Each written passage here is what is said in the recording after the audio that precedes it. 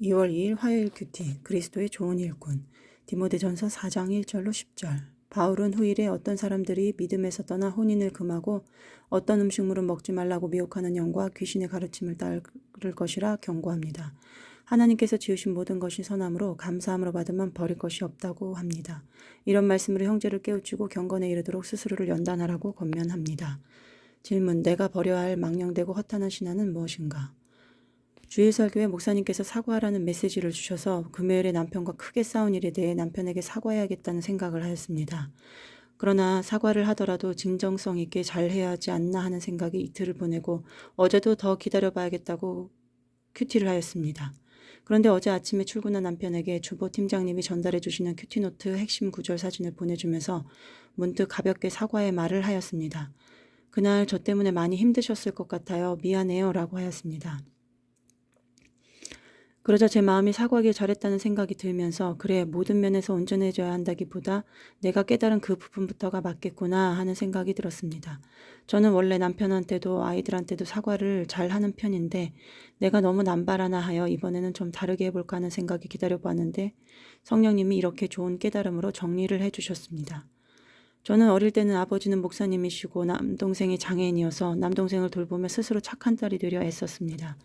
그렇게 나름 힘들지만 또 목사딸로서 고지식하게 온실 속에서 자랐으나 나름 자기 열심으로 신앙생활도 열심히 하였습니다. 대학교 1학년 때 교통사고를 시작으로 고난이 연달아 일어났습니다. 교통사고 치료로 교통하다 1년 후 복학하였는데 여전한 열심으로 신앙생활도 열심히 하며 새벽 재단을 쌓았었습니다. 어느 날 새벽 기도를 가서 복음서를 읽다가 예수님이 죄인을 사랑하신다는 것을 깨닫고 깜짝 놀랐었습니다. 그때 저는 제가 죄인같이 느껴지지 않았기 때문이었습니다. 놀란 저는 주님, 제가 자타가 공인하는 죄를 지어서라도 주님 사랑을 알게 해주세요 라는 기도를 드렸습니다. 뭣도 모르는 그 기도를 드린 그 이후 첫사랑을 만났는데 실현하게 되었고 순진하고 고지식했던 저는 처음으로 진짜 자살을 생각하였습니다. 그렇게 회복이 안 된 채로 졸업하여 취직을 했는데 처음 겪는 차가운 전쟁터 같은 사회생활 속에서 동성연애의 죄에 빠지게 되었습니다. 죄에서 간신히 빠져나와 회피하듯 남아공에 선교사 훈련을 나갔고 8개월의 과정을 마치고 돌아왔을 때는 완전히 지쳐 있었으나 저 자신은 인지하지 못했습니다. 취직을 했는데 주변으로부터 너 이상하다, 정신병원에 좀 가봐라 하는 말을 듣기 시작하여 갑자기 회사를 그만두고 3년여를 집에서 처박혀 지냈습니다.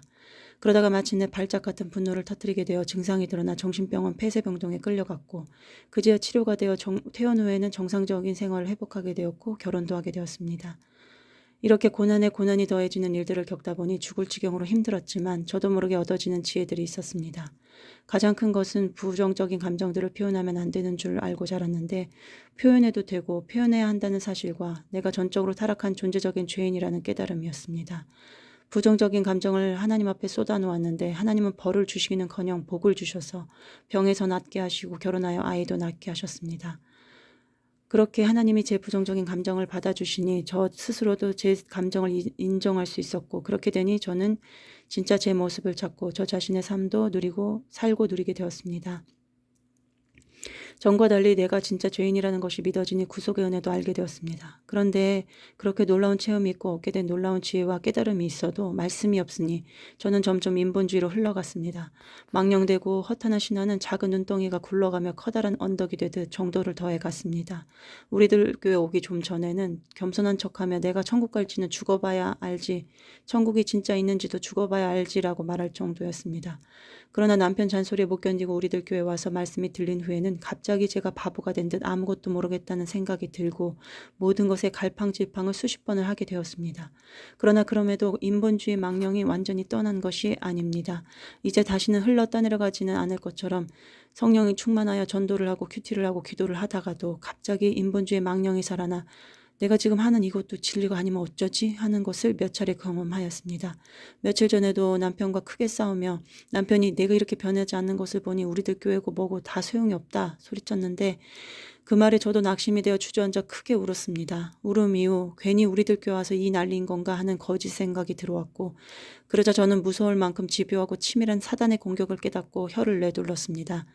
그러나 파리가 꼬여드는 것은 파리가 문제라기보다는 내 안에 똥이 있기 때문이라 하셨는데 그 일로 저는 제 안에 인본주의 잔재가 아직도 시퍼렇다는 것을 더 분명히 알게 되었습니다.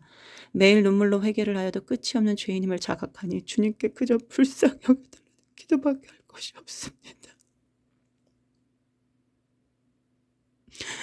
주여 저를 불쌍히 여겨 주셔서 주님 오시는 그날까지 저를 지켜보아 주옵소서.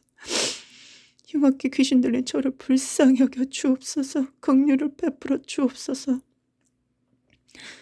주님의 자녀로 함부로 살아서는 안 되는 인생인데 말씀이 없으니 결혼하고 10여 년을 세상 지식에 나 자신을 아무렇게나 내놓으며 함부로 살았었습니다. 주님 용서하여 주옵소서. 오늘도 이 망령되고 허탄한 신화를 버리고 경건을 한 발자국 나가오니 주여 함께하여 주옵소서. 집안일도 저는 할 수 없사오니 주님 함께하여 주시고 감당하게 하옵소서. 오늘 하루도 구원을 위한 하루가 되게 하옵소서. 주님 예수 그리스도 이름으로 기도합니다. 아멘. 적용 식구들의 식사를 잘 챙기겠습니다. 늘 급한 일에 쫓기는 삶이란 책을 읽겠습니다.